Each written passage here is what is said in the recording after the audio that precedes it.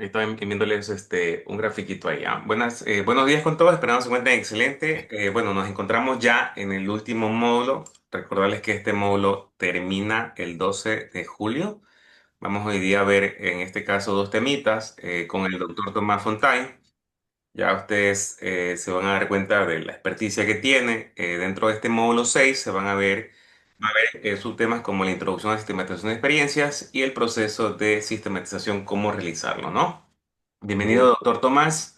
Ha sido un gusto que usted participe pues en cada corte. Estamos en una cuarta corte y esperando también participar en una quinta corte, ¿no? Y también qué mejor pues hacerles y anunciarles que tenemos ya aprobado por el Consejo Universitario la maestría en Educación, Convención e Inteligencia Artificial, y esperando que el CES pues nos dé visto bueno y poder ya arrancar con esta maestría que también les va a servir mucho dentro de todo este proceso educativo. Bienvenido, doctor. Muchísimas gracias, Jorge. Doctor Jorge, muy bien. Muchas gracias por la invitación y por no aburrirse de mí. Entonces, pues vamos al lío. Vamos al lío con esto, tratando de sacar la mejor experiencia y la mejor versión de nosotros mismos. Así que, queridos, queridas, bienvenidos. Vamos a ver si nos vemos y nos conocemos. Por lo tanto, eso de llegar a la vida de las personas sin estar es muy malo. Así que nada, espero que se den el tiempo, unos 5 minutos de ponerse guapos y prender esa cámara, porque ya Jorge estoy cansado de verlo y ya lo conozco de hace rato, pero ustedes no. Entonces comencemos como por ahí. ¿Qué tal, Luis? Bienvenido. ¿Cómo estás? Cuéntame un poco de ti, qué haces, quién eres, de qué vives, qué esperas, qué te mantiene Hola, vivo, ¿qué tal? Muy buenos días. cómo Muy va. buenos días. Hola, querido. Soy docente de educación básica y pues estoy en este curso de la IA que ha sido muy fructífero para mi labor docente. Excelente, Luis. ¿Qué quieres aprender conmigo? Escucho la materia de sistematización. No tengo idea de la que se refiere. ¿Verdad? Sí, no tengo idea. Ah, buenazo. Bueno, te voy aclarando. Aquí vamos a aprender cómo ir de una idea de investigación, ¿ok? Vincular, cómo vincular una idea de investigación a tu práctica cotidiana. Cómo hacer para los problemas que tienes en el aula, resolverlos con inteligencia artificial. Cómo hacer que tus clases se hagan diferentes. No solo porque utilices una u otra aplicación, ¿no? Sino que tengas el control de las situaciones. Y sobre todo enseñar cosas que realmente se correspondan con la realidad, intentando crear preguntas inteligentes que activen el pensamiento crítico de la gente. Y eso solo es posible si salimos de las rutinas, ¿no? Entonces lo que vamos es a aprender a organizar productos de investigación que incluso más tarde lo puedas publicar, puedas participar en eventos científicos contando lo bien que lo has hecho. De esto se trata esta asignatura. Por lo tanto, vamos a revisar procesos de producción de conocimiento, vamos a encontrar una manera distinta de enfocar la didáctica, ¿ok? Y vamos a encontrar una manera totalmente creativa para hacerlo y va a estar fenomenal. De hecho, voy a empezar por mostrarles una investigación sobre los superpoderes que la inteligencia artificial le da a los estudiantes y cómo esto nos afecta para poder redefinir nuestras prácticas, ¿no? Por ahí vamos a comenzar. Así que espero que te guste, Luis. Y en el caso de que no te guste, pues me lo dices también para irlo mejorando, ¿no? De eso se trata el asunto. ¿Cómo lo ves? Mm, Muy interesante lo que usted nos ha dicho. Excelente. Para verlo. Chévere, Luis. Muchas gracias por estar aquí, por encender tu cámara, hacerte presente, porque eso es parte de ponerle rostro, reponerle rostro tanto a las dudas como a las expectativas, ya que de algún modo es como hablarle a un alguien que siente, que mira, que tiene gestos, que tiene rostro, que acompaña con la mirada la acción de aprender. Bienvenida, Marina, ¿cómo estás? Gusto en saludarte, en verte. Un gusto para mí también estar aquí compartiendo los conocimientos suyos, más que nada, que me van a servir mucho para el trabajo que hago y realizo en la institución donde trabajo. Yo trabajo con estudiantes de primero, segundo y tercero bachillerato.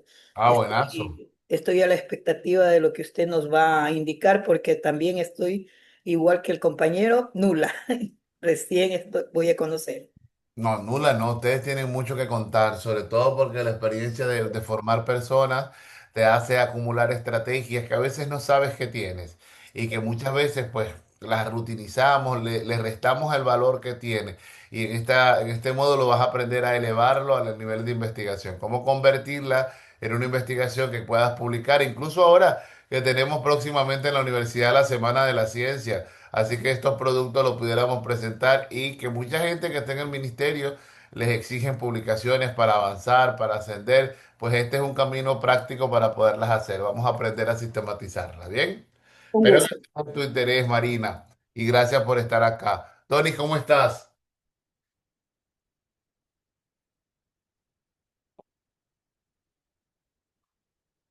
Hola, buenos días, ¿cómo estás? Ah, muy Un, bien, querido, bienvenido. un gusto, muchas gracias, gracias.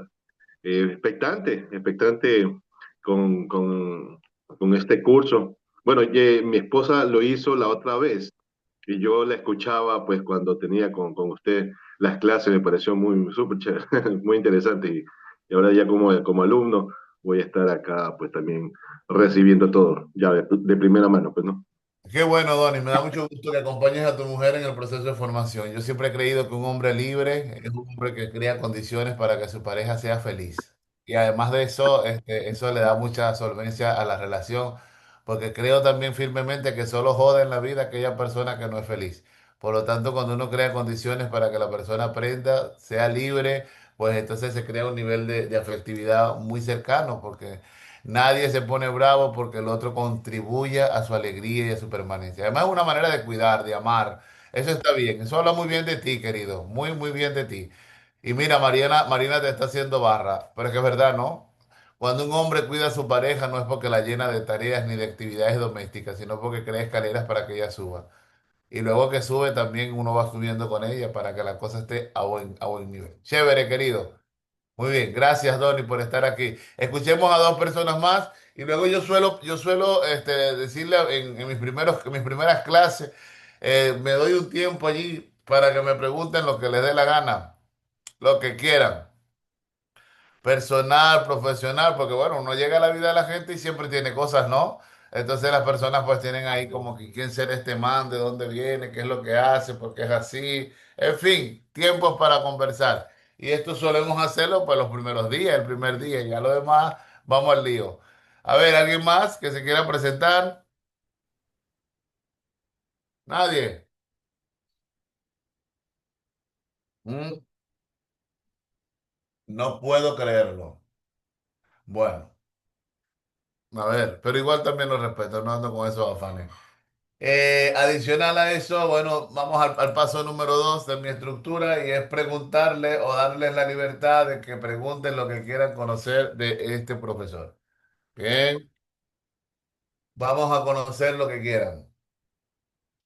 Vamos a preguntar lo que quieran. Vamos a abrir por aquí ese espacio brevemente para que puedan enterarse de lo que quieran.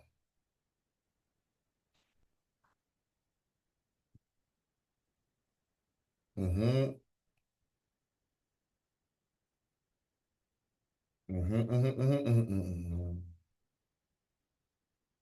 Bueno, entiendo que nadie quiere saber nada. Dios mío, qué amables son.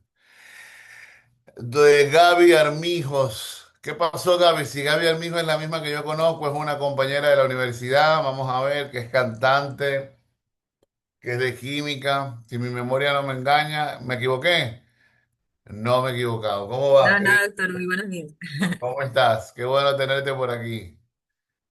Muy bien, doctor, muchas gracias. Gusto verlo. ¿Seguro? De ley. De ley, me gusta esa. Gaby pregunta, buenos días, doctor. Buenos días a todos. ¿Cuál es su trayectoria académica? Buena, una pregunta grande, Gaby. Bueno. ¿Cómo se explica una trayectoria académica? ¿Qué quieres saber, Gaby?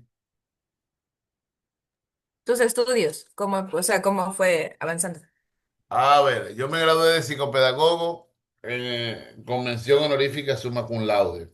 En mi pueblo eso es cuando sobre 10 tú te gradúas como con 9,80, 9,90, una cosa así, o 9,90 y tantos. ¿Cómo se llama? El mío sería como 9,60 y pico. Entonces te dan un premio honorífico. Luego estudié orientación educativa. Y también tuve la suerte o la dicha de graduarme summa cum laude. Creo que era de los NER.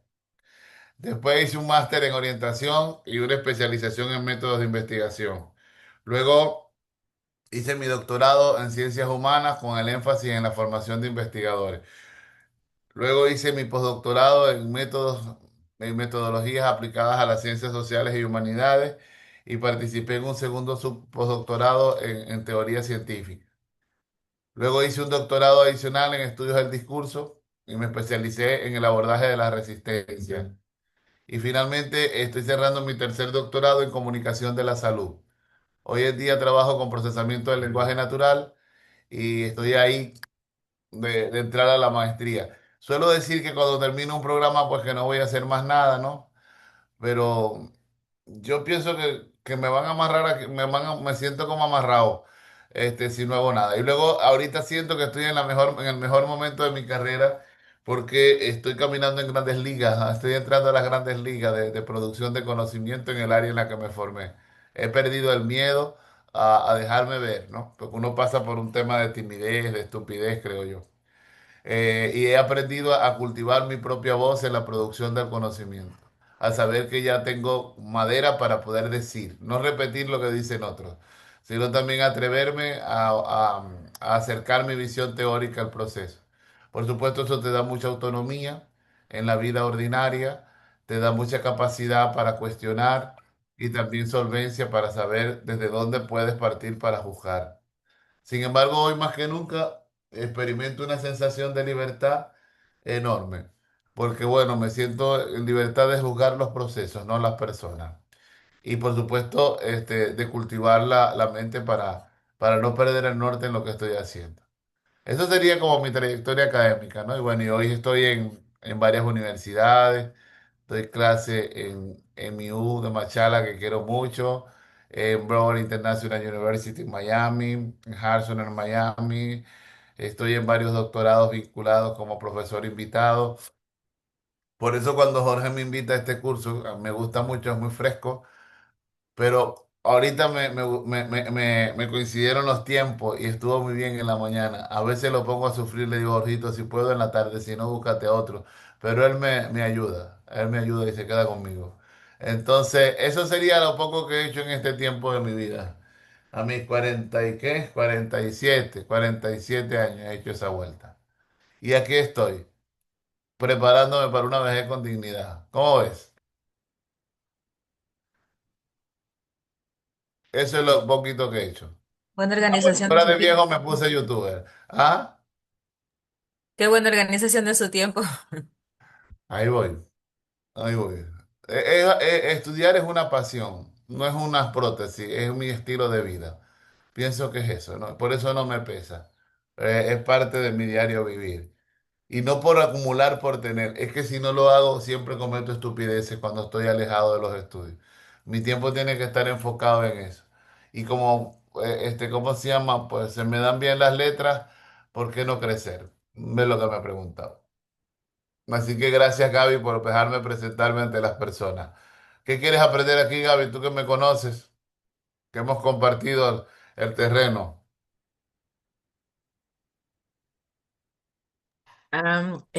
Su manera tan fluida de poderse expresar, con esa soltura, seguridad, de sobre todo conocer el tema con el cual se está tratando. O sea, y así, o sea, a expresarme de una manera más adecuada, obviamente, al nivel de educación, que siempre de usted me ha llamado la atención. Gracias, querida. Bueno, solo lo vas a lograr si respetas a la gente que te va a escuchar y te preparas bien para ello. Cuando uno relativiza al estudiante y le parece que es una desgracia, que cualquier vaina lo puede tapar, lo irrespeta. Entonces, cuando preparas tu clase y te metes en la candela y tratas de dar lo mejor, eres increíble. No importa lo que el otro haga con lo que tú lleves. Lo importante es que tú seas coherente con lo que tú traigas. A mí me ha parecido así. Ay, que los estudiantes que saltan, que brincan, no es mi problema. Yo sé que soy bueno, pero no todos aprenden conmigo. Eso no me va a traumatizar, ¿eh? Porque entiendo que los tiempos psicológicos tienen su ritmo. Y bueno, la gente tiene que hacer más. Hay gente que va a llegar a tu vida siempre a evaluar. Ah, no sabe nada. Ah, sabe mucho. Ah, qué fastidio. Ah, cómo jode y se queda, agarra pequeños espacios para hacerse el día. Ah, la persona me miró mal, es una desgracia, profesora, todo el día. Esa es una lección personal. Cuando tú te dedicas a no a complacer a la gente, sino a ser tú misma en el escenario, vamos bien. De lo demás que se encarguen los de atrás, sin afán. ¿Ah? Muy bien, escuchemos a dos más. ¿Qué otra pregunta hay por allí? ¿Cuánta timidez el primer día? ¿Ah? Gracias, Gaby, por ese corazón. A mí me matan los corazones. Bueno, en este tiempo, para los que van entrando, luego de saber quiénes son, suelo traer una carta abierta, me presento como una hoja en blanco para que pregunten lo que quieran. Lo que quieran. Pues siempre los profesores generamos dudas, a veces cansancio, ¿no? Pero siempre lo que quieran. Vamos a ver. Y entonces, bueno, la gente me va preguntando lo que le parece razonablemente importante. Y yo respondo con la mayor honestidad que puedo. Total.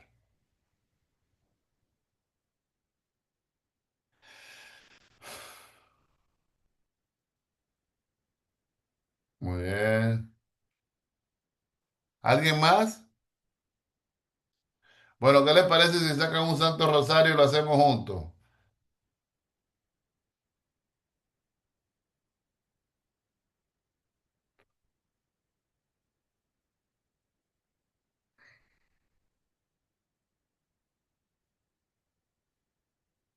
¿Nadie más?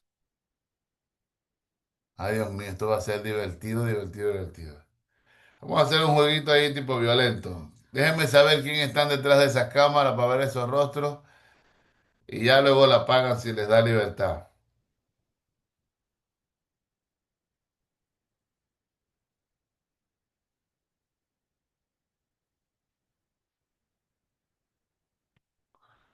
Ay, Dios mío.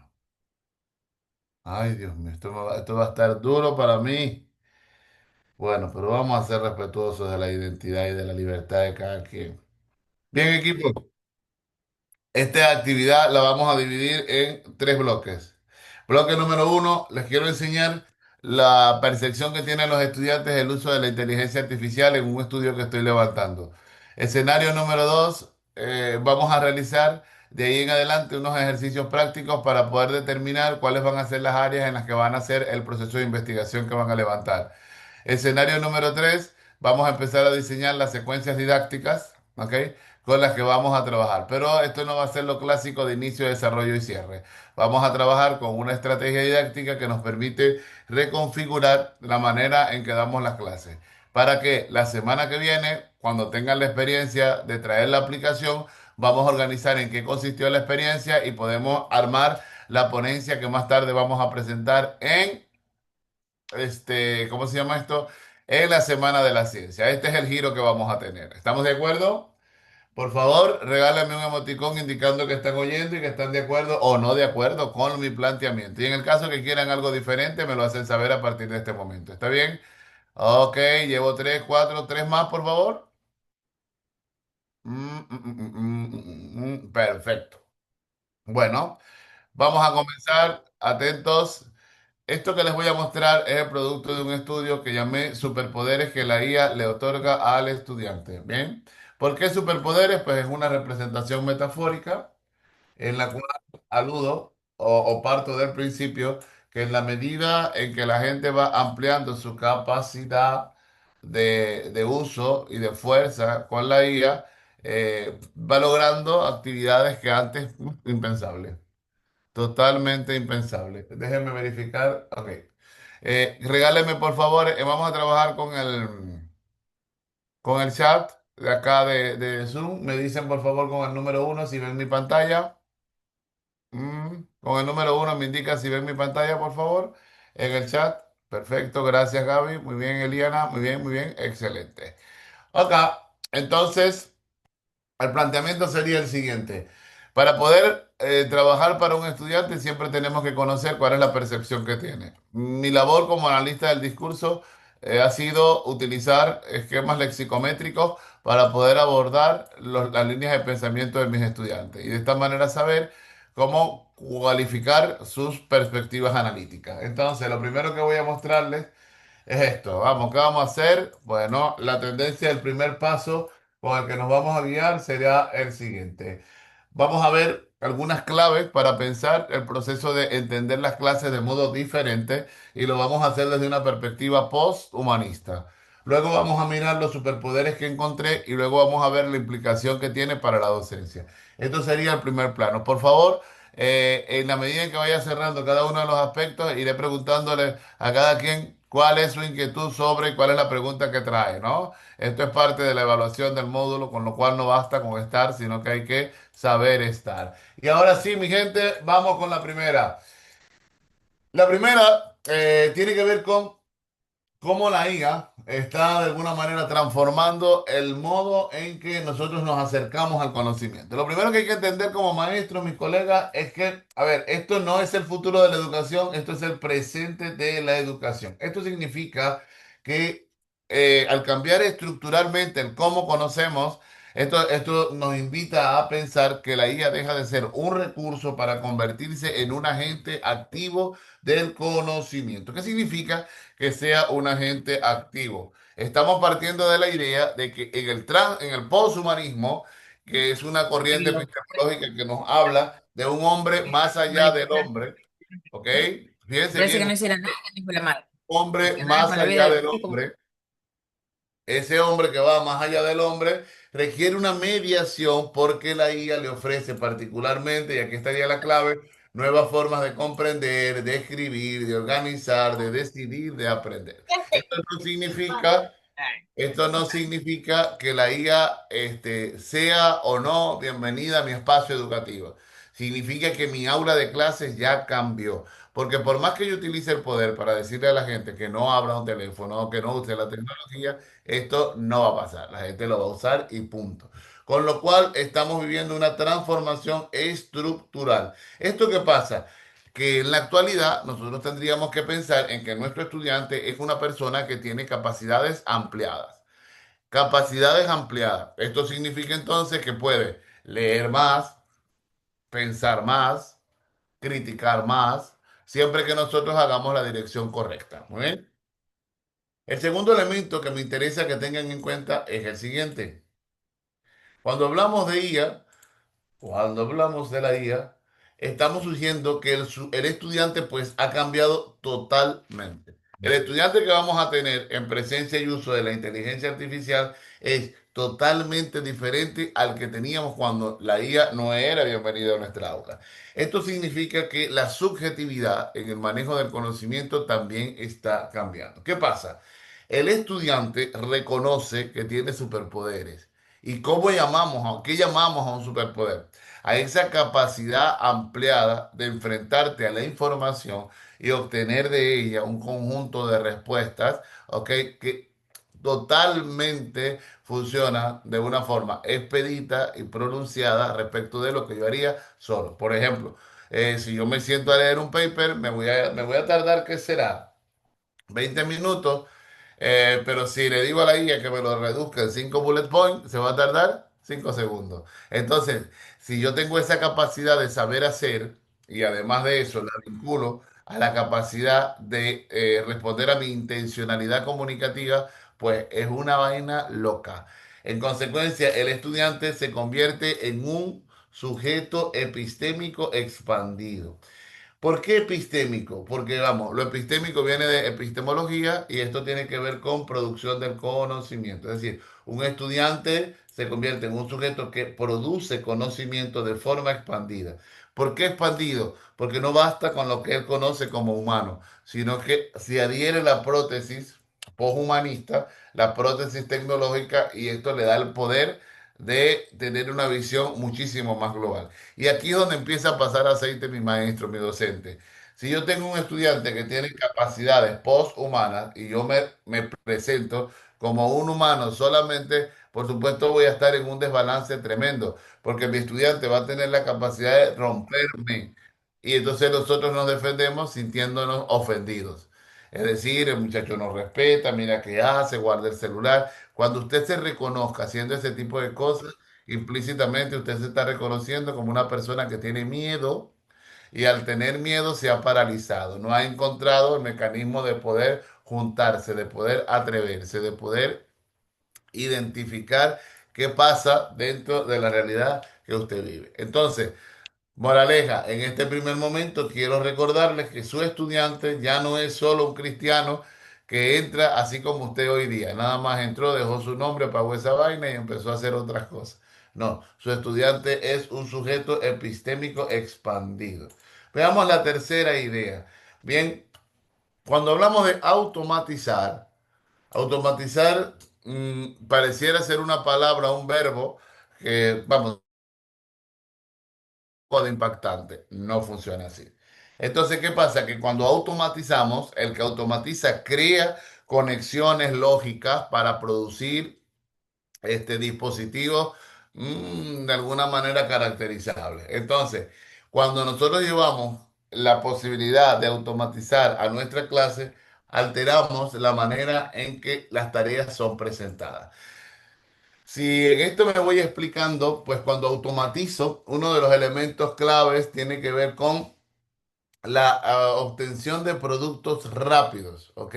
Y si nosotros obtenemos productos rápidos y tenemos lógicas emergentes, eso significa que la relación proceso, producto y producción va a cambiar. Por lo tanto, la automatización no es neutral.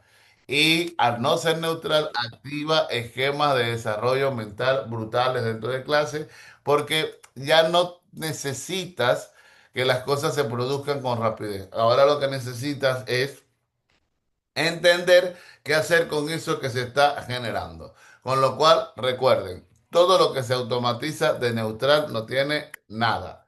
Todo tiene una implicación. Veamos.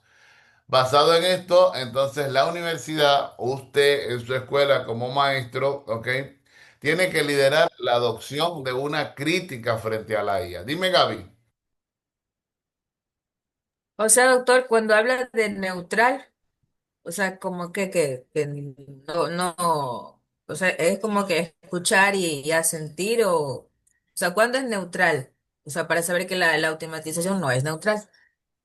A ver, ¿qué implica la neutralidad? La neutralidad es una característica que tienen los sistemas vivos donde no hay alteración absoluta tanto de su estructura como de su funcionamiento.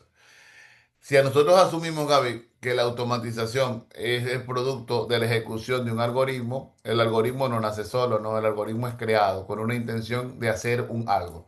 Cuando la intención se hace presente en un escenario, Gaby, las ideologías se proyectan.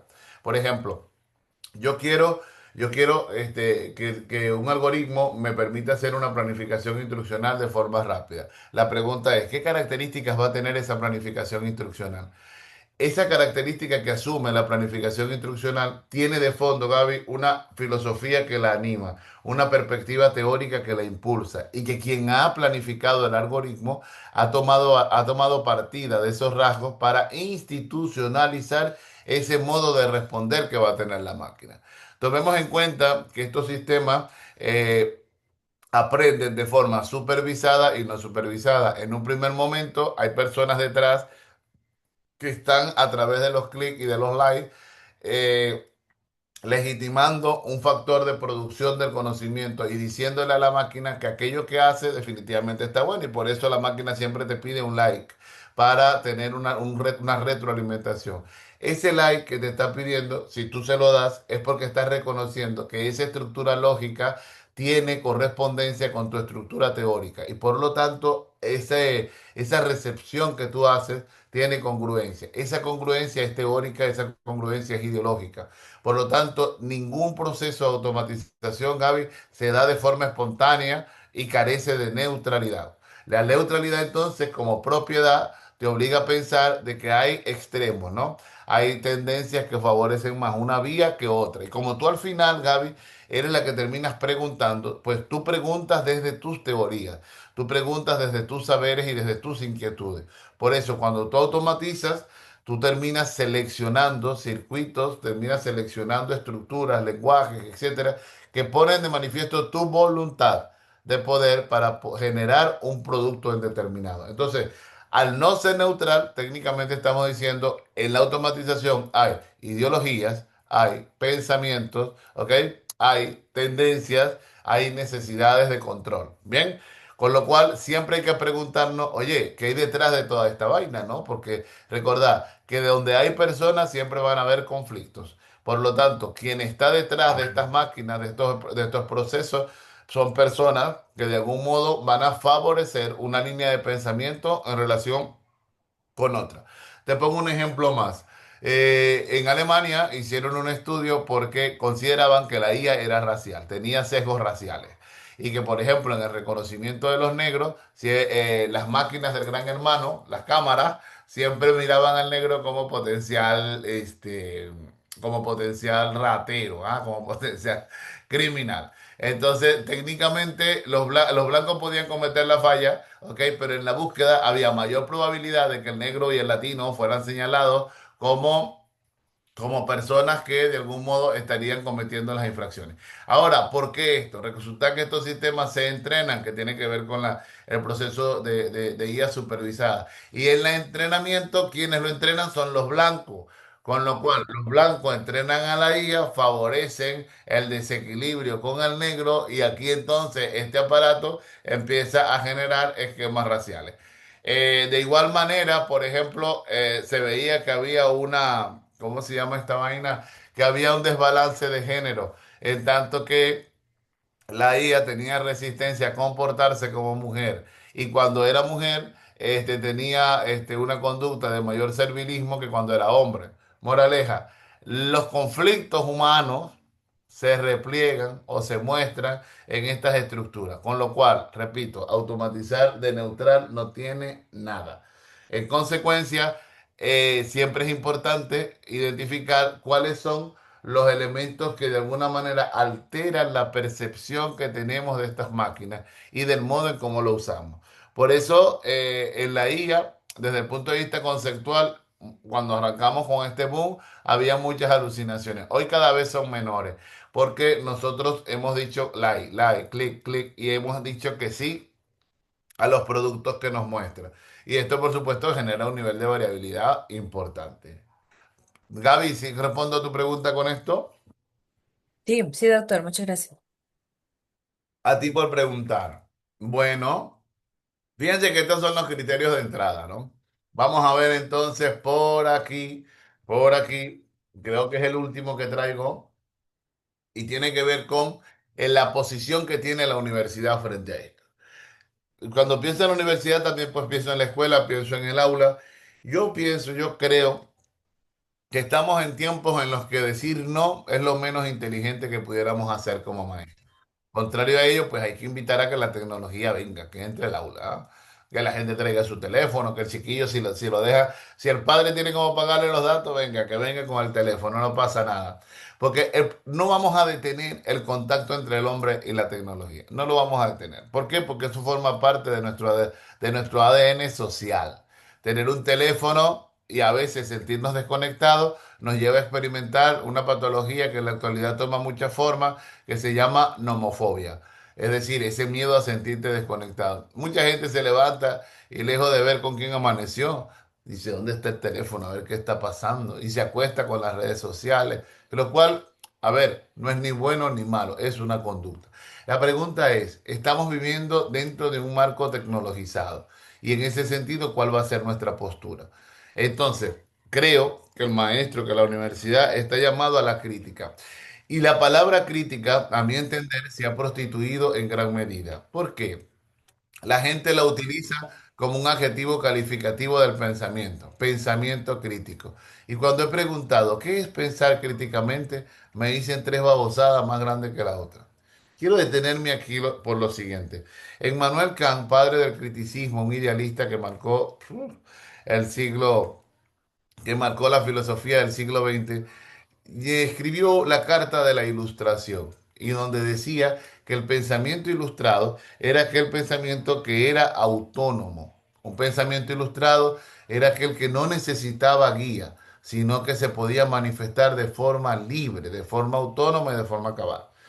Pensar críticamente es entender que eres libre de asumir una posición, no solo libre de decir, porque el decir es la materialización del pensar. Cada vez que abres la boca, seleccionas las palabras y evidentemente construyes un mensaje. Ese mensaje sale, impacta la realidad, impacta las representaciones, a veces genera una consecuencia no tan buena y ahí te asustas, ¿no? Y dices, ay, que yo no quería decir eso. Eso es mentira. Tú sí lo querías decir. Lo que no estás preparado es para asumir la consecuencia que esa vaina ha generado. Pero de decir, es una construcción individual. Entonces, ¿qué pasa?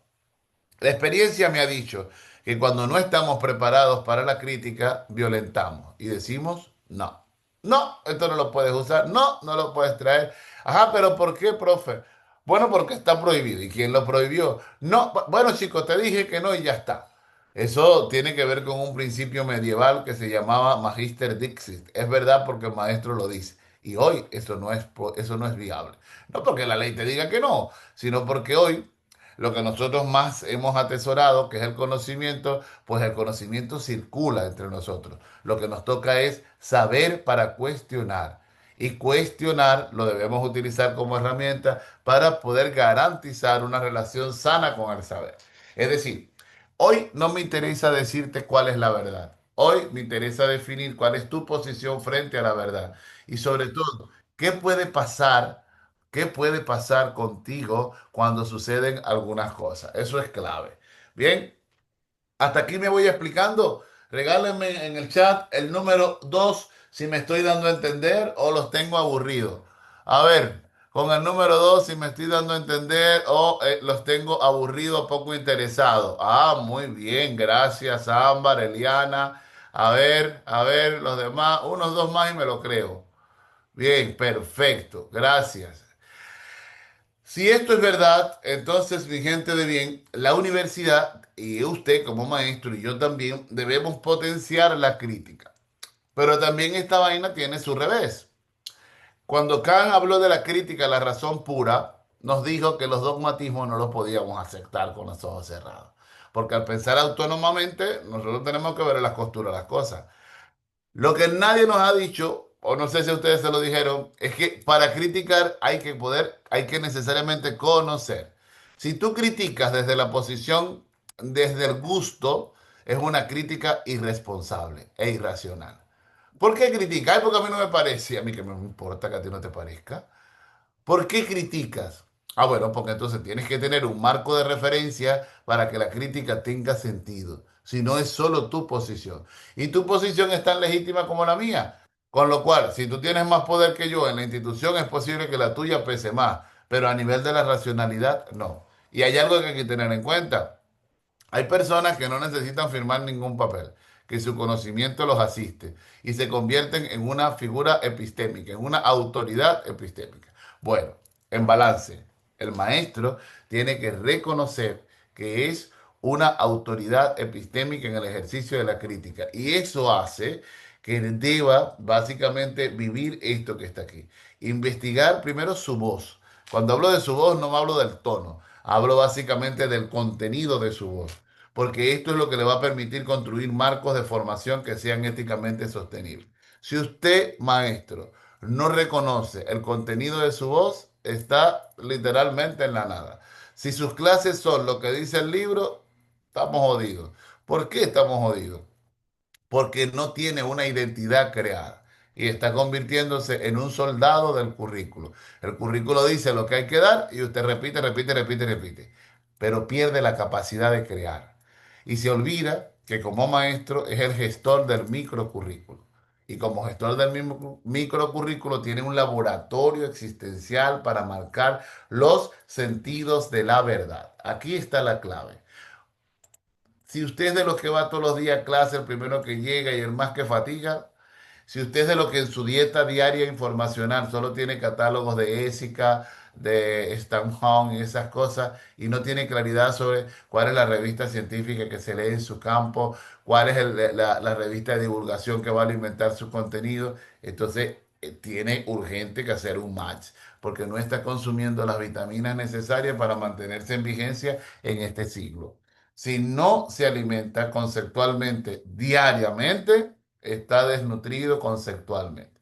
Es decir, sus ideas son raquíticas, planas, se caen con mucha facilidad y no porque usted sea malo, sino porque se está alimentando mal.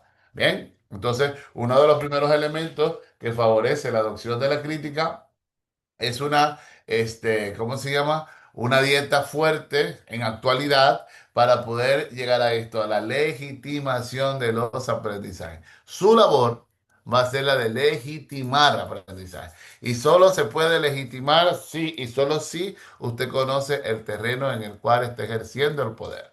Por ejemplo, yo puedo legitimar cosas, me siento con la fuerza para legitimar cosas en el área de investigación. Ah, bueno, porque 20 años estudiando la misma vaina me ha permitido ver algunas cosas. Hoy creo que he conquistado, estoy conquistando mi propia voz y eso me da cierto poder. Pero bueno, yo enseño geografía en el segundo año de bachillerato. Buenísimo, yo puedo legitimar verdades. Pero ¿cómo puedo legitimar que algo es verdad si no lo he estudiado? Ahí me extraño. Basado en ese principio, es sumamente importante que nosotros reconozcamos que las experiencias de aprendizaje mediadas por la inteligencia artificial no se puede regular solo desde lo normativo. Hay que tomar en cuenta la experiencia del estudiante y no se puede actuar como un castrador per se. Hay que crear condiciones para que la IA llegue. Muchos pensarán ahorita, qué fastidio este hombre tan temprano hablando este poco de babosada porque no trabaja en mi colegio, que no nos llega ni la mano de Dios. Lo que tenemos son un poco de muchachos que son fastidiosos. Olvídate de eso. Ahí te estás enganchando con las cosas que justifican tu parálisis. Pero sí, en medio de la nada encuentras posibilidades de desarrollo, ahí estamos bien. ¿Sabes por qué? Porque hay alimentos para todo y hay posibilidades para todo. Lo que se necesita es creatividad para hacer mucho con lo poco que se llega a tener. Y en eso la IA es brutal. Pues, para no cansarlos, cuatro interrogantes. Me he preguntado, uno, reconfigurar las agencias. Cuando me refiero a la agencia, me refiero a esa entidad que genera saberes. Y en ese sentido, creo que es posible, y aquí está la tarea para nosotros en estos dos encuentros, porque me dice Jorge que hay que graduarse ya. Vamos a graduarnos. Y para eso necesito saber lo siguiente, ¿cómo podemos reconfigurar, y esta es mi propuesta, la agencia cognitiva del estudiante? O sea, cómo ese pensar del estudiante se va a generar. Muy bien. A partir del desarrollo de un pensamiento computacional crítico asistido. Fíjense que no he hablado de otra cosa más que atacar el pensamiento. Y lo he visto desde dos perspectivas. Uno, pensamiento crítico y luego ahora pensamiento computacional. En ambos escenarios, el pensamiento funciona como sustantivo, pero lo crítico que implica la presencia de la libertad para asumir posición frente a lo dicho, va a tener un protagonismo. Ah, pero lo computacional, el pensamiento computacional, nos ofrece una posibilidad de aprender a estructurar el pensamiento de modo análogo a un scratch, a una especie de rompecabezas, considerando que debemos aprender a reconocer estructuras que se van amalgamando para crear una unidad de sentido. Lo segundo, hay que darnos cuenta de que en medio de este vaivén, nosotros experimentamos transformaciones socioemocionales. ¿Por qué? Contrario a lo que puede parecer, que nos han dicho siempre en la didáctica, primero hay que motivar para después hacer cosas. La experiencia nos dice que es al revés.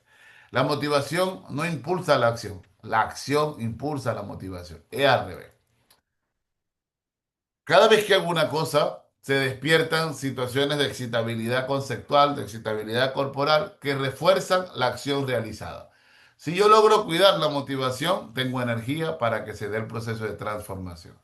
Pero fíjense, si yo empiezo jugando y después se cae la energía del juego, aquellos muchachos se quedan eléctricos con la jugadera, pero la actividad que yo he planeado posterior a ella, uy, no tiene nada que ver con la anterior, por lo tanto se desploma y lo que tenemos es un poco de hormonas sudadas ahí sin hacer absolutamente nada. Entonces, hay que tomar en cuenta que nuestras actividades didácticas necesariamente deben transformarse. Ahora bien, ampliaciones de capacidades. Y aquí nos vamos a preguntar de qué manera la IA puede amplificar la capacidad operativa del estudiante. Si la IA la cambia, entonces esto automáticamente va a cambiar desde la gestión del tiempo y el modo en que nosotros planificamos las estrategias. Y por último, y no menos importante, está la subjetividad posthumana. Fíjense que yo utilizo en mi expresión el concepto de post, porque comúnmente nos han hablado de lo humano nada más. Y resulta que en la actualidad ustedes vienen arrastrando la idea del constructivismo que dice que el individuo es el centro, el alumno es el centro del aprendizaje y nos volvemos mártires. El alumno lo es todo, nosotros todo para nuestros alumnos. Señores, esa vaina es mentira. Hoy el centro del aprendizaje es la relación del alumno con los elementos no humanos. Este concepto se produce bajo un mecanismo que se llama intraacción y lo vamos a ver soportado en la teoría del realismo agencial de Karen Barad. Esta unidad de sentido hombre-máquina crea una relación emergente que es la cuna del aprendizaje. Los antropocentrismos se rompen y hoy el aprendizaje es producto de la relación entre lo humano y lo no humano. Michel Foucault en los años 70, esto no humano, se acercó a él hablándolo en términos del dispositivo, ese conjunto de factores discursivos y no discursivos que permiten generar una relación con el sujeto para vincular las dinámicas de representación. Este juego redefine la acción de aprender. Y ustedes se preguntarán, bueno, pero es que nosotros venimos trabajando con lo constructivista, el aprendizaje significativo, pasa esa vaina. ¿Por qué? Resulta que sí que es verdad que hoy más que nunca los significados tienen mucho valor, pero no desde la perspectiva de Ausubel, que a su vez es una representación del pensamiento de Piaget. No, no, no, no, no. Hoy hablamos de los nuevos realismos. Y en el nuevo realismo decimos que los mundos van a tener espacios en los cuales representarse. Dentro de cada mundo hay cosas que existen y otras que no. Los mundos pueden dialogar, pero en los mundos van a haber focos de interés. El juego está en cómo crear significados dentro del mundo y cómo reconocer que hay cosas que necesariamente se tienen que movilizar para darle paso a un aprendizaje que sea mediado tecnológicamente y creado con significado. ¿Por qué el significado? Porque solamente al ser humano le perdura en el tiempo aquello que significa para él. Por ejemplo, me dice, regálame esta pulsera roja, ya te doy. Pero ¿por qué no me regalas este anillo? Ah, no, porque ese anillo me lo regaló mi abuela y mi abuela tiene 20 años de muerte y a mí qué me importa tu abuela y la muerte. Me interesa es el anillo. Ah, no, no, pero porque te lo voy a dar, pues si ese anillo para mí tiene mucho significado. ¿Y qué significado? El significado es una propiedad simbólica, ¿ok? Que le añadimos a una experiencia, a un sujeto, a un objeto y que al tenor de aquel significado dado empieza a experimentarse situaciones de posicionamiento social. Con lo cual, lo que mayor significado tiene para ti ocupa los primeros lugares en tu memoria, en tu afecto, en tu hacer. Entonces, mi gente de bien, si vamos a hablar de aprendizaje, hay que cambiar algunas cosillas porque el sujeto como centro desaparece y reaparece el sujeto en interacción entre lo humano y lo no humano. Bien, si esto es así, entonces vamos a ver cuáles son esos superpoderes que la IA le va a dar al estudiante y que evidentemente nosotros vamos a aprovechar para poder planear nuestras clases. Pay attention, please. Y aquí va el primero. Ah, bueno, no. Para contarles cómo extraje estos superpoderes, no me los planteé de bajo la manga, ¿eh? Hice un estudio de orden cualitativo y le pregunté a 3.200 estudiantes ecuatorianos y mexicanos cuáles eran las cosas que ellos creían que podían hacer mejor utilizando IA. Esas respuestas que me dieron las sometí a un proceso de estudios lexicométricos que me permitió crear tres grandes clases. Y dentro de cada clase empiezo a entender cuáles son las palabras que tienen mayor carga semántica, como lo van viendo aquí. Esta versión del chi cuadrado es la que me dice la carga semántica de referencia. Esto sería el valor que tiene la palabra en contexto. Esto sería la representación que tienen las palabras. Por ejemplo, esta palabra que está aquí, entender, se repite un montón de veces y está ampliamente cargada como una unidad de significado. Bien, entonces, igual esta palabra explicación, estudio, organizar, ejemplo, en el marco de todas estas palabras, utilizando un programa que se llama Iramutec, porque, bueno, parte de mi característica como maestro es que no me gusta decir pendejadas, suelo trabajar con base científica. Con esto entonces se proyecta en un espacio bidimensional los diferentes mundos donde la IA va marcando pauta de acuerdo a la voz del estudiante. Fíjense que aquí la palabra clave ha sido explicación. Miren aquí la palabra guía, servir, dejar, ortografía general, apoyo y así en cada uno de los cuatro componentes. Se hacen los análisis respectivos y una vez que se hacen este tipo de análisis, ¿ok? Se llega a la explicación o se lleva a la identificación de los segmentos textuales, que son estos, los que tienen más o menos carga de significado, para poder determinar cuáles son los núcleos que de algún modo marcan el sentido de la investigación. Una vez que ya tenía eso, entonces ahora sí les voy a mostrar los superpoderes que encontré. Me regalan con el número 3 si les va interesando esta cosa que les traigo hoy. Número 3, a ver, a ver, a ver, a ver. Donny, muy bien. ¿Nadie más? Melissa, muy bien. Entonces quiere decir que están conmigo. Gracias. A ver, equipo, primer superpoder que encontré. Lo llamé procesamiento adaptativo del conocimiento. Quiero que le presten atención a esto porque a partir de aquí podemos hacer nuestra actividad. ¿Qué significa el procesamiento adaptativo del conocimiento? Entonces, esto es una extensión de la función metacognitiva. Recordad que la función metacognitiva tiene que ver con cómo utilizo el pensamiento para potenciar el pensamiento. En consecuencia, aquí la IA nos va a dar la oportunidad de reorganizar, simplificar, adaptar, potenciar.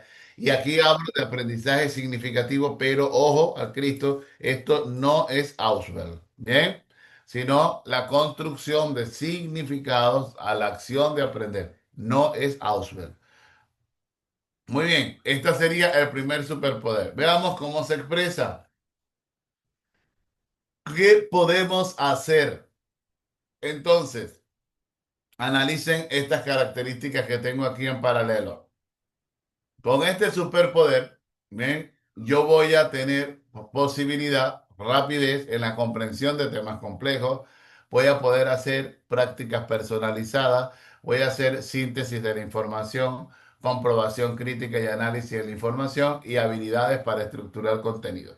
Fíjense, esto que está aquí es lo que dicen los estudiantes del modo en que la usa. Y usted se preguntará, "Ajá, ¿y a mí para qué me interesa esto?" Señores, aquí está la clave. Si yo agarro estos superpoderes y los pongo a mi favor, estas serían las actividades que los estudiantes tendrían que hacer en clase para mí. Ah, bueno, pero si esta vaina la van a hacer en clase los estudiantes, ¿para qué voy a quedarme yo como maestro? Y aquí está la gracia. Cuando tú involucras estos rasgos comportamentales en tu práctica ordinaria, entonces la acción de configuración del pensamiento está mediada por la inteligencia. Ahora viene lo que vas a hacer tú.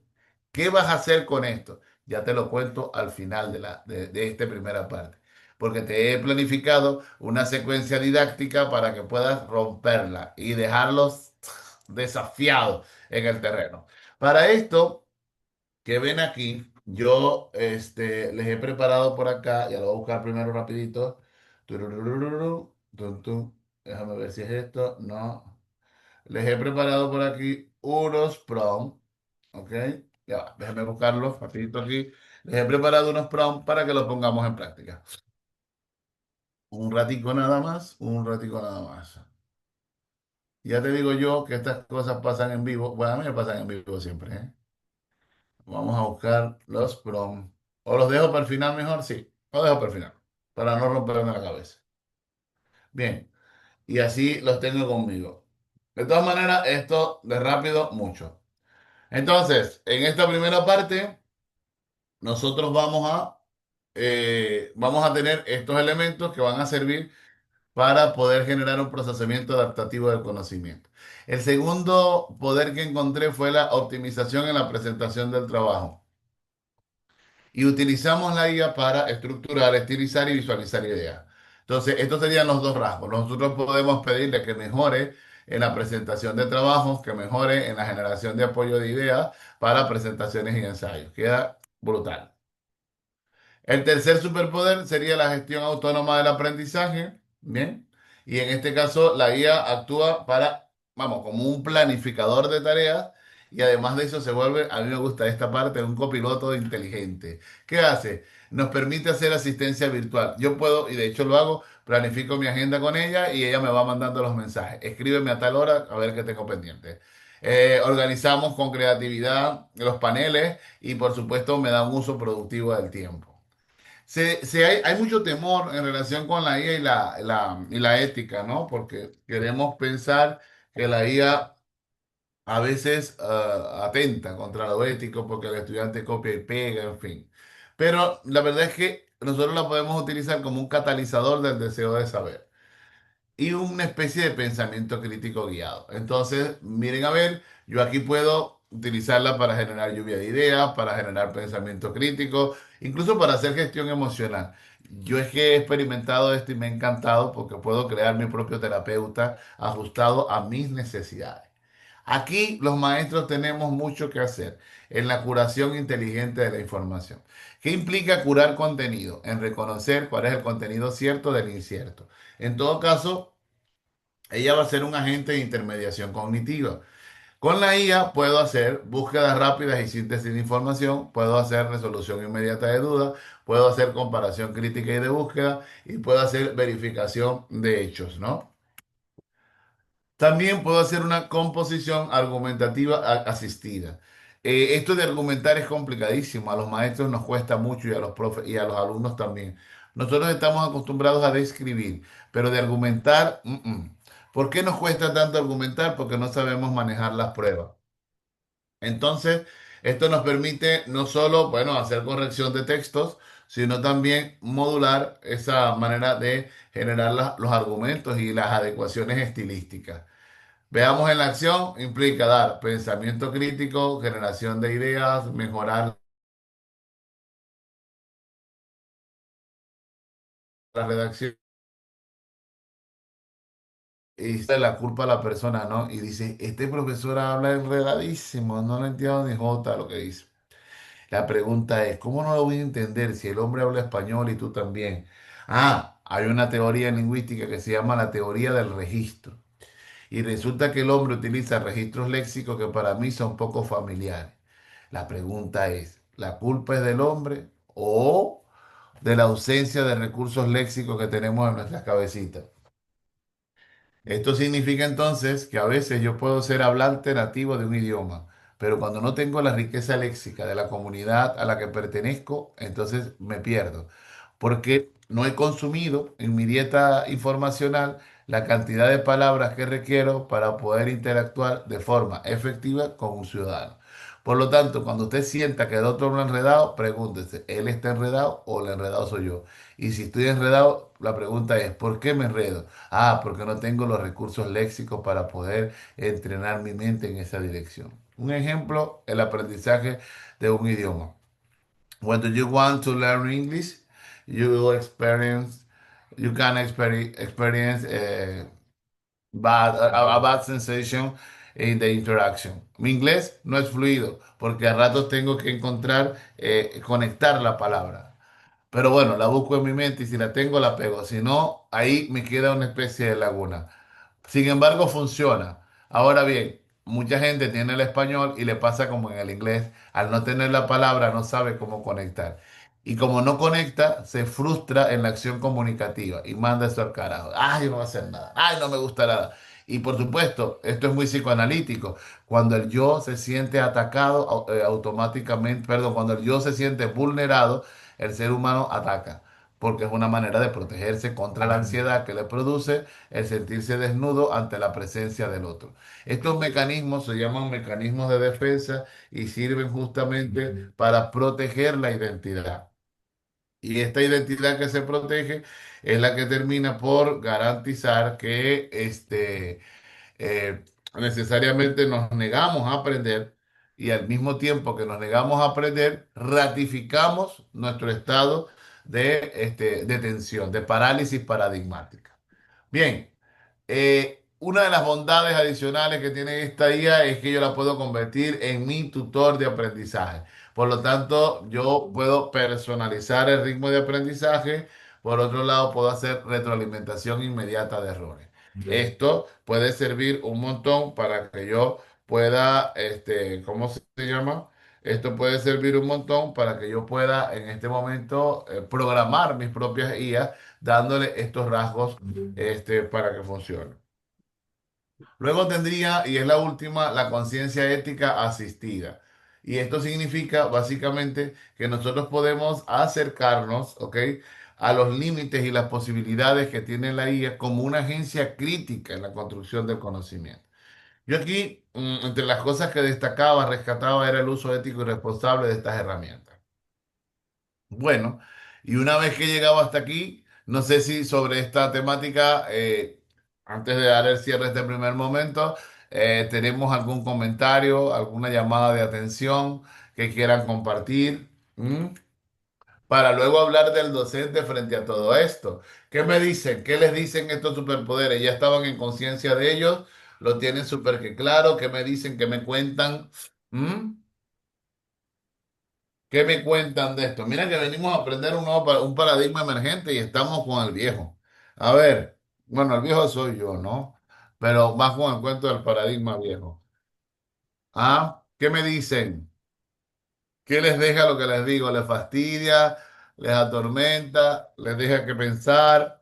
Hay opciones. O simplemente no le habían parado bola. Todo cabe, ¿eh? Por si acaso. ¿Alguien, algún mortal? Ah, Profe, bueno, rompe paradigmas, ¿no? Lo que estamos ahorita estudiando. Bueno, yo básicamente no trabajo en universidad, más bien facilitador, cursos, y trabajo en otra área, ¿no? Pero rompe el paradigma, ¿no? El poder ver a la otra persona, en este caso al estudiante, al alumno, como, sí, porque venimos de esa escuela, ¿no? El no uses el celular, apágalo, yo soy el maestro, aquí la palabra, o sea, venimos desde la casa, ¿no? Desde el hogar, papá dice, papá habla y nosotros obedecemos. Pero el tener claro la idea, ¿no? Esta como visión de entender de que somos partícipes de este proceso de enseñanza y aprendizaje en conjunto, con la tecnología de la mano, y ahorita la IA que la rompió y está aquí y no podemos hacer nada contra ella, pero chévere, chévere, gracias por lo que nos comenta y me imagino nos pone como en esta expectativa de lo que va a venir ya mismo. gracias, querido. Cuando hablas de romper paradigma, ¿qué llamas paradigma y cuál es el que es roto? ¿Y por qué paradigma? El paradigma de, de que el estudiante también ya es parte también de este proceso de conocimiento, de cuestionar. Hoy en día la información que uno obtiene rápidamente lo lleva a que también cuestione, ¿no? Y muchas veces el docente o el profesor no está acostumbrado a eso, ¿no? Venimos, como digo, del hecho del que dice, o sea, el que tiene la información o el conocimiento es el profesor, no el alumno. El alumno solo llega a aprender, pero no también, ahorita el alumno llega también a cuestionar porque previamente ya tiene la información más a la mano, ¿no? Entonces ese paradigma mental de que ya no solo voy con la información y a transmitirla, sino que vamos también a tener una relación de cuestionamiento, ¿no? De que nos lleva a profundizar, a argumentar y toda la cosa. Ese tipo de paradigma me refiero. Bien, analicemos un momento eso. El concepto de paradigma se lo vamos a atribuir a Thomas Kuhn, que en los años 60 escribió sobre las revoluciones científicas y él a su vez lo tomó de un filósofo polaco de apellido Fleck. El nombre nunca lo he podido pronunciar. Pues un paradigma es una posición, ¿no?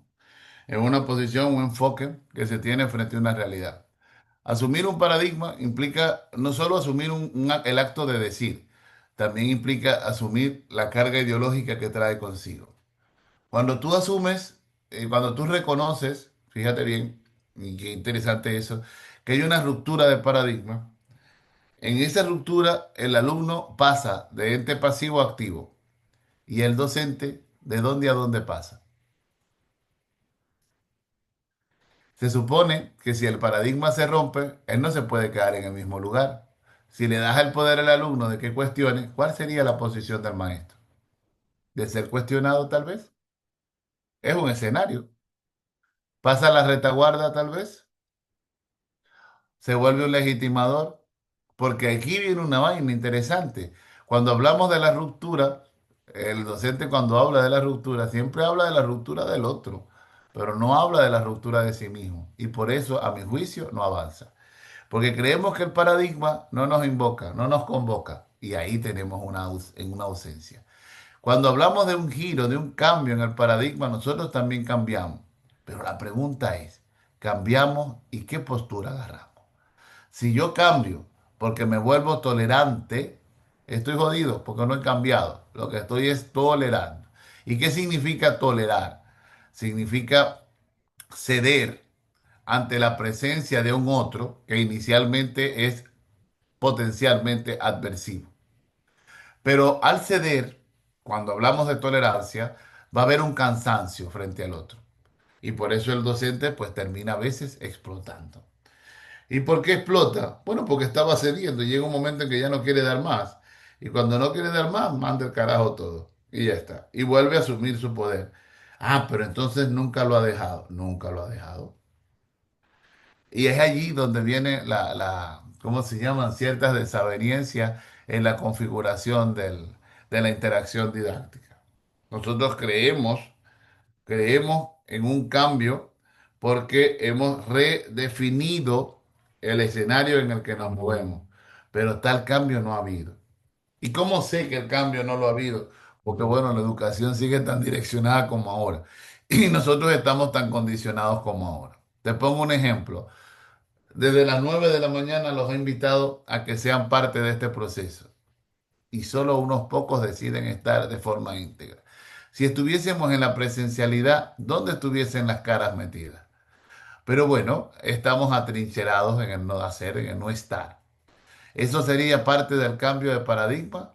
Probablemente sí, porque encuentras un otro espacio desde donde vivir la experiencia de formarte.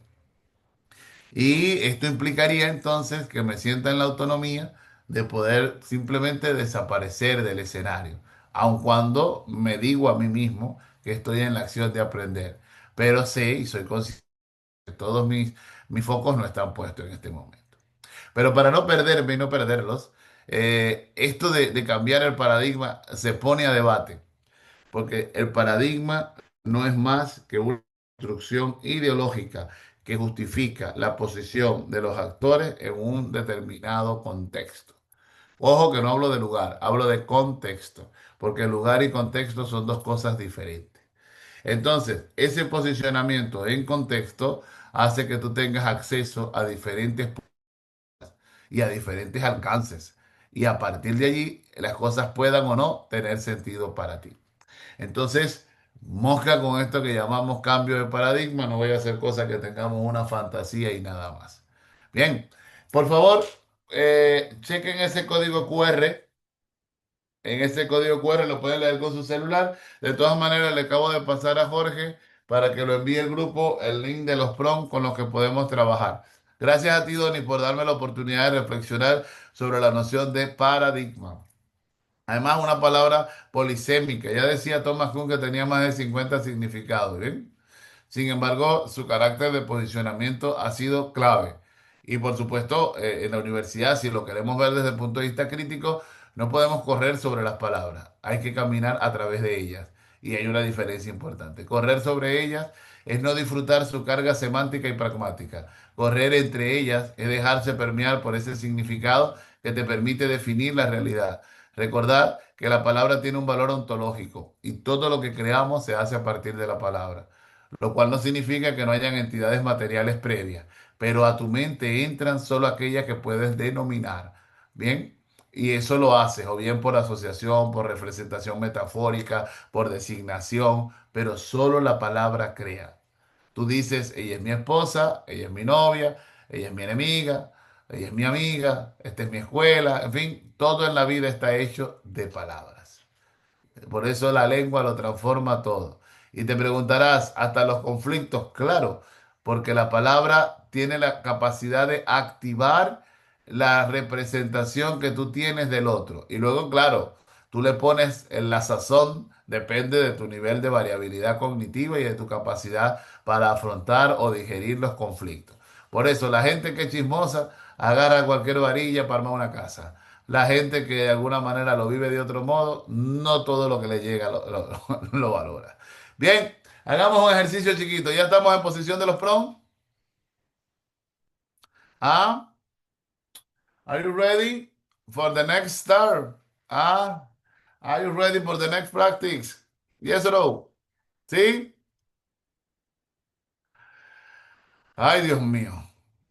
Regálenme por ahí un numerillo, el número 4, indicándome que están listos para proseguir. Vamos, Donny, Jessica, muy bien, excelente. Muy bien, en esta práctica que les traigo, déjame aquí cerrar esto, hay aquí una serie de prompts que me gustaría que pudiéramos poner en práctica. Fíjate bien, si yo quiero activar un determinado superpoder en mis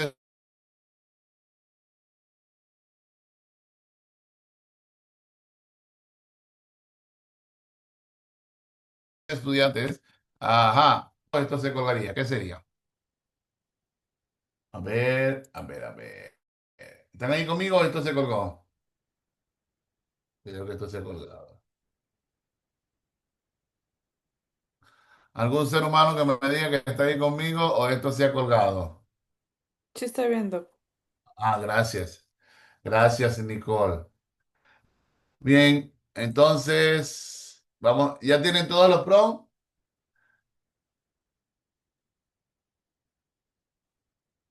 Sí, ya.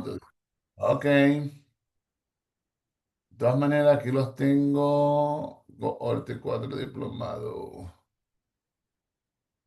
Ya va. Déjenme pasarlos acá, a que los tengan todos en el grupo. Cohorte 4 diplomado. Wow. Bien, cohorte 4. Ay, no me aparece esto aquí. Bueno, va para allá. Está.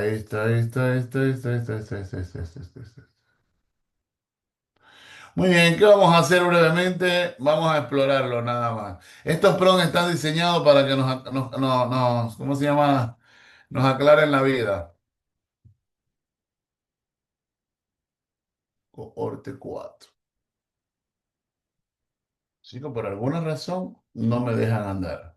Pero bueno, si ya lo tienen, está magnífico. De otro modo, si no lo tienen, lo pongo aquí en el chat de Zoom. Hay que buscarle la vuelta a las cosas. Aquí están.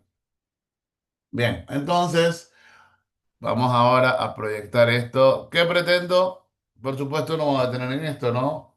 Pero pudiéramos dedicarle un tiempito ahí para mirar. Aquí lo que hice fue clasificar los PROM en función de las láminas que le pasé. Bueno, aquí, procesamiento adaptativo del conocimiento. Por ejemplo, estos están hechos a modo de plantilla, ¿no? De manera que tú puedes simplemente usarlo y aplicarlo a tu realidad. Por ejemplo, rapidez en la comprensión de temas complejos, podemos utilizar en nuestra clase y le decimos, explícame de forma clara y rápida el concepto de, aquí cambias el tema, como si tuviera 15 años. Si tienes alumnos de 10 años, pues nada, lo puedes hacer con ellos. Usa analogía simple y dime en qué se usa este concepto en la vida real. ¿Cuál es el uso formativo que te sugiero para que hagas esto? Bueno, hacer una activación previa antes de trabajar con un contenido técnico, ¿no? Esto te prepara. ¡Prac! Lo enfocas allí. No entiendo bien y le colocas el tema que no entiendas bien. ¿Podrías explicármelo paso a paso y darme dos ejemplos muy fáciles y luego uno un poco más avanzado? Listo. Esto sirve para que prepares tu clase o para que puedas realizar actividades grupales con tus estudiantes. Si en tu casa, si en tu vida no hay computador, pues no pasa nada. Podemos llevar unos ejercicios que ya vamos a aprender a hacer, unos ejercicios chiquitos en el celu para hacer una actividad práctica, ¿ok? Que tenga aprendizaje móvil y volando, volando. Así que puedes llevar tu clase al celular y te queda divinamente, porque ahí hacemos los ejercicios, los exámenes y todo nos queda súper rápido. Entonces, por ejemplo, aquí les dejo las ideas marcadas sobre cómo poderlos utilizar. Por ejemplo, aquí tendríamos el de gestión del tiempo. Solamente tendrías que cambiarlos y nada más. Curación de contenidos, búsqueda rápida de información, conciencia crítica y ya está. Aquí les he dejado un link a mi canal de YouTube donde tengo todas estas cosas desarrolladas con la finalidad de que cuando le den el clic, tlácata, les aparezca la posibilidad de seguirme. Ok, vamos a ir al sitio y una vez conocen mi canal, pues pueden ahí suscribirse. Aquí tengo toda la información de inteligencia artificial aplicada a la investigación con la que he venido trabajando ya por más de un año. Hay ciento y tantos vídeos, así que, bueno, pueden ayudar un montón. Esta fue una de las cosas que me ha enseñado. Miren, ya llegué a 11.000 suscriptores, estoy feliz. Estas son una de las cosas que me ha enseñado el trabajar con chicos y el buscar actividades o alternativas que les permitan, ¿cómo se llama? Facilitarles el mundo. Hasta aquí vamos bien. Tengo las 10:20. ¿Qué les parece si nos detenemos 10 minutos para que muevan, busquen un cafecito, una agüita, una cosa? Porque ahora vamos a la práctica docente. ¿Les parece bien o seguimos? Perfecto. Very good, very good. Entonces son diez Muy veinte y bien, uno. perfecto. Volvemos en 20 minutos para entrar a la práctica. ¿Bien? 10:20. Dururú, tun, tun.